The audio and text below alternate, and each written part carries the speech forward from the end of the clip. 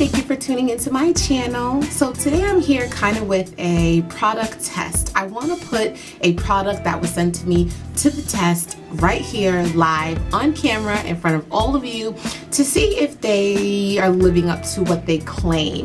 So the product in question is the Ouidad Curl Immersion High Defining Custard Moisturizing Styler with Kalahari Melon Seed Oil, and it says right on the package, Kinky Curls. I don't know. I gotta give it the side eye just a little bit because I've been familiar with Ouidad for about 6 years, and it's not really a kinky product line. That's just really not their demographic. So because of that, I kind of got to give it the side eye as far as, is this really going to work for kinky textures? I would say that I am not the kinkiest, but I'm definitely in the kinky family. And I would say on the other hand, you know, the non-side eye side, I am excited because the product consistency looks like it might be something that was created with kinky girls in mind. So how well will it do? I have no idea. Just to give you some background, as far as wash and goes go, for me, I can say I'm about 50% with them. There are a few products that I really do like that do give me a good wash and go. One of them is the Kinky Curly Curling Custard. My problem with that product is it gives you a relatively small amount and it's very expensive and you have to use a lot. So that's one reason why I really haven't bought that back, even though it does give me one of the best wash and goes ever. Another product that gives me decent wash and goes is the Tapered Naturals Curling Custard.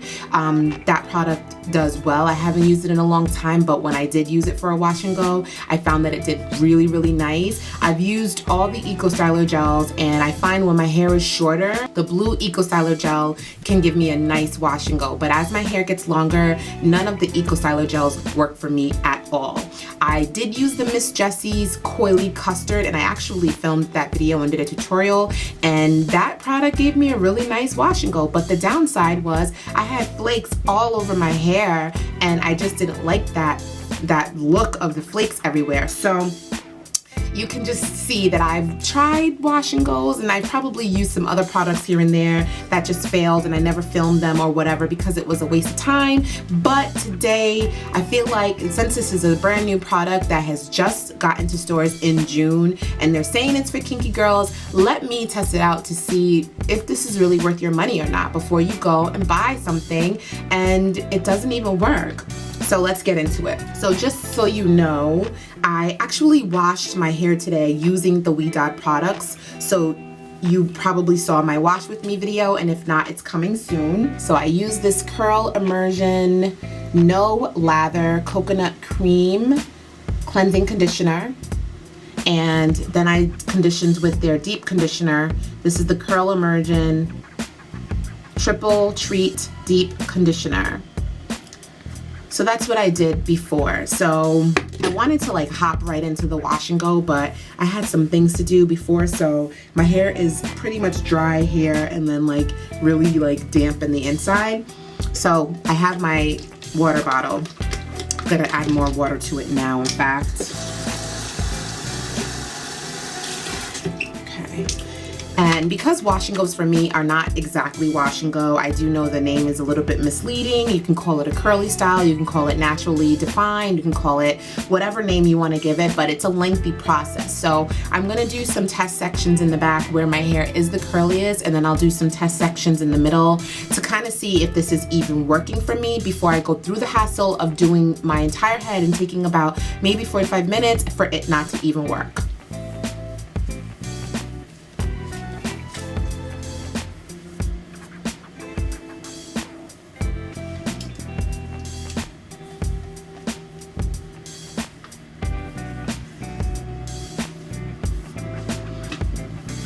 So one thing I know for me with wash and goes is my hair needs to be saturated. Working from dry hair is just a failure waiting to happen. It doesn't matter, you know, It's just a failure waiting to happen. And another thing is my hair has to be freshly washed. If there's any product on my hair at all, wash and goes won't work for me. So you can see here my natural curl pattern is coming out a little bit. So we'll see if the custard actually enhances it. The back of my hair is the curliest, so it should curl. The directions say to separate hair into 4 to 5 even sections and apply a quarter-size dollop on palm of hand and rub hands together. Rake your fingers from the scalp to end, ensuring even distribution. Hold the section at the ends and gently release. Repeat through the head, working your way up to the front. They also give directions for braids, twists, and sets. Start with the same sectioning as above or whatever. I would not buy this product if I was gonna do braids or twist, so I'm not gonna test it out on that. I'm also not gonna do the 4 to 5 even sections because I have so many different textures that within each section, I'm gonna end up grabbing textures that are so different that I'm gonna end up with, you know, not the best results. So for me, this finger raking method is one of the best I've seen thus far. I don't really get good results when I do this. I don't really get good results. So when I do this. So right now I can see that the product isn't really giving me the most defined curl that I've seen ever. And my hair is detangled. If you're wondering, that's why I'm easily able to get through it. I've had better curls than this with some other products. I'm trying to see if I can like enhance it. It's not giving me the best curl definition. And you gotta understand, with my hair being wet right now, if I was to let this dry, it's just gonna poof up and just look like an afro. Like, it's not giving me, you know, ringlets. I'm not really seeing that. Okay, and the back of my hair is the most curly. This is another area where I have really loose curls.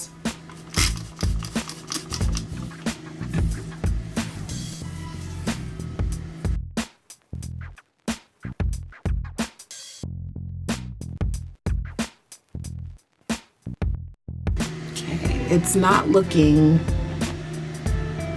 as defined as I've seen my hair in the past. I don't know. I just don't know if this is going to give me the results I want. At this point, I've defined the curliest parts of my hair, and it's just not doing what I know my hair does when I have a wash and go.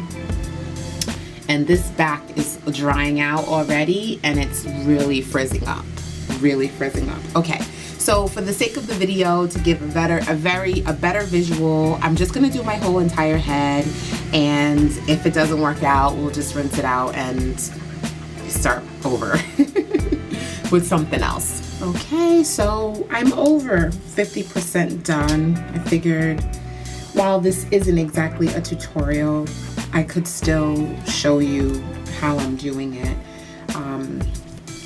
But I don't want this to be a tutorial. I wanted this to be more of a let's test it out, let's see, you know, how this works. So, apologies if you're not getting the full-on experience.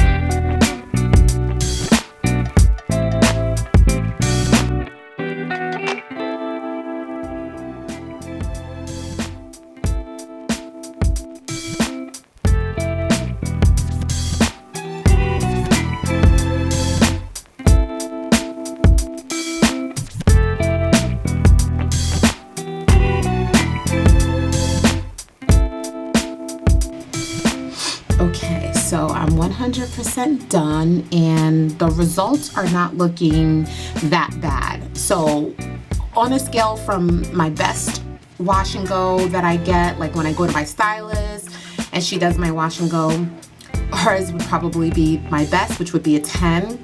I would say this is like a 4. This is, you know, it's okay, but it's still wet, and it's my natural curl pattern is not as defined as it could be. You can see like my natural curls, but the problem is because the product isn't like clumping them well enough, there's so much frizz in there that when it dries, it's just gonna be like a shingled afro. So, and you can already see that my shrinkage in the back where I did the first section, like you can't even see that that hair there, whereas here it's still wet, so you're just seeing like the hang time from that. But this front piece here on the bottom that I did first, can you see that? Like it's like not even defined.